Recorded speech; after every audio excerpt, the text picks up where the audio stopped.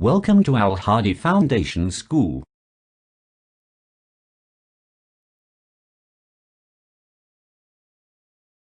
बिस्मिल्लाहिर्रहमानिर्रहीम। अस्सलाम वालेकुम। अपनी किताब का सफ़ा 99 पेज 99 खोलें। यूनिट नंबर 5 है। यूनिट का नाम है हमदर्दी और सबक नंबर 1 है। सबक का नाम है हमारे कौमी शायर।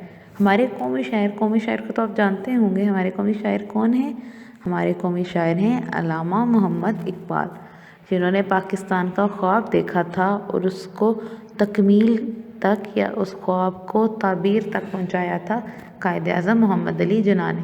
अल्लामा इकबाल ने बहुत मेहनत की थी, लोगों को ख्वाब गफलत से जगाया, लोगों को ग़ुलामी से आज़ादी हासिल करने के लिए उकसाया, लोगों को इस तरफ माइल किया कि वो मेहनत करें, कोशिश करें और अपने लिए अलग वतन हासिल करें।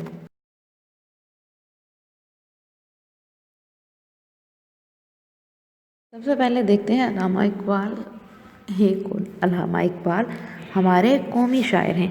इनका पूरा नाम शेख मोहम्मद इकबाल था। वो पैदा कब हुए थे? वो 9 नवंबर 1877 को सियालकोट में पैदा हुए। इनका पूरा नाम क्या है? शेख मोहम्मद इकबाल। और वो कौन है? वो हमारे कौमी शायर हैं। और पैदा कब हुए थे? 9 नवंबर 1877 को सियालकोट में पैदा हुए।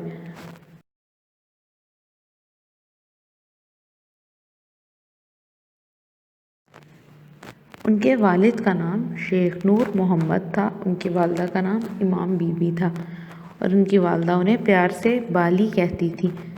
उनके वालिद का नाम क्या था? उनके वालिद का नाम था शेख नूर मोहम्मद और उनकी वालदा का नाम था इमाम बीबी। और उनकी हर एक का निक नेम होता है ना, जो उसको प्यार से बुलाया जाता है, तो उनकी वालदा उनको प्यार से क्या कहती थी? बाली कहती थी।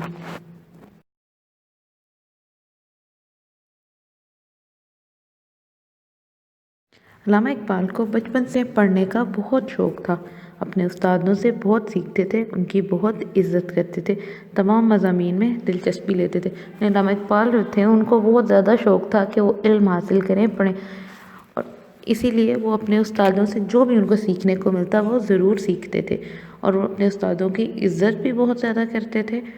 और उनको ना सिर्फ ये एक मज़मून अच्छा लगता था जैसे उर्दू, इंग्लिश, मैथ, साइंस, बल्कि जितने भी सब्जेक्ट थे, जितने भी मज़ामीन थे, वो उनको बहुत अच्छे लगते थे। हर एक में वो दिलचस्पी लेके उसमें काम किया करते थे, क्योंकि अगर हम दिलचस्पी लेके काम करेंगे कोई भी, तो वो काम ज़रूर अच्छा होगा। लेकिन अगर हम दिलचस्पी लिए बगैर करेंगे, बेदिली से करेंगे, तो उस काम में कभी भी हमें कामयाबी नहीं मिलेगी, बल्कि वो काम संवरने की बजाय बिगड़ जाएगा, ख़राब ही होगा।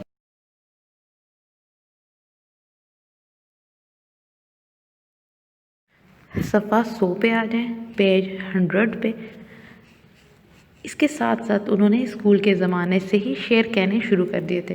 अल्लामा इकबाल को पढ़ने का तो शौक़ था ही, वो अपने उस्तादों की भी इज़्ज़त करते थे, लेकिन वो बहुत अच्छे शायर भी थे और वो बचपन से ही शेर कहना शुरू हो गए थे। नहीं, अभी वो स्कूल पढ़ते थे तभी उन्होंने शायरी शुरू कर दी थी।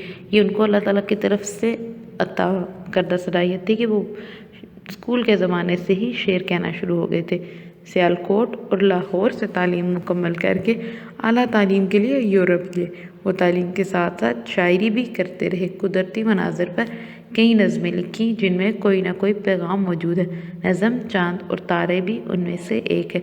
यानी उन्होंने जो कुदरती मनाज़र होते थे ना, उसको देख कर भी वो नज़में लिख लेते थे, लेकिन उनकी नज़में जितनी भी थी उनमें कोई ना कोई पैगाम मौजूद होता था।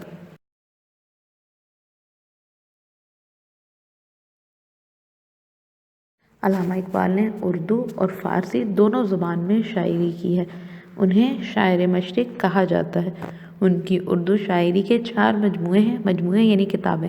बच्चों के लिए लिखी हुई मशहूर नज़में ये हैं। न सिर्फ बड़ों के लिए शायरी की, बल्कि बच्चों के लिए भी शायरी की है। कि बहुत सी नज़में हैं, जैसे पहाड़ और गुलहरी, मकड़ा और मक्खी, हमदर्दी, बच्चे की दुआ और परिंदे की फरियाद।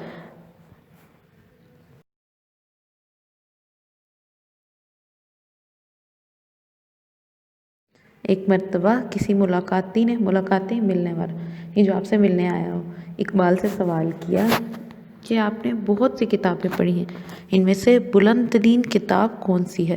اس پر آپ نے سوال کرنے والے سے کہا، ذرا ٹھہرو، ابھی آتا ہوں۔ اقبال تھوڑی دیر بعد میں واپس کمرے میں تشریف لائے اور ایک کتاب اس شخص کے ہاتھ پر رکھتے ہوئے کہا، یہ قرآن حکیم۔ یہاں آپ نہ صرف شعر و شاعری کرتے تھے، ہر دنیاوی چیزوں میں دلچسپی لیتے تھے، بلکہ دین سے، اپنے مذہب سے بھی بہت قریب تھے۔ قرآن پاک کو ترجمے کے ساتھ اس کو سمجھ کر پڑھتے تھے۔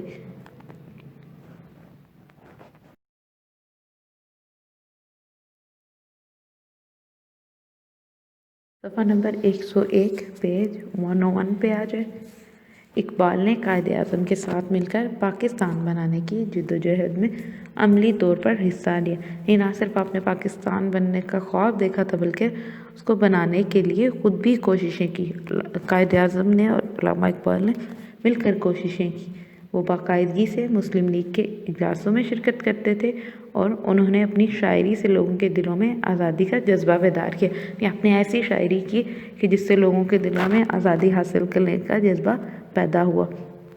ان کی وفات کب ہوئی تھی؟ انہوں نے 21 اپریل 1938 کو وفات پائی اور ان کا مزار لاہور میں ہے۔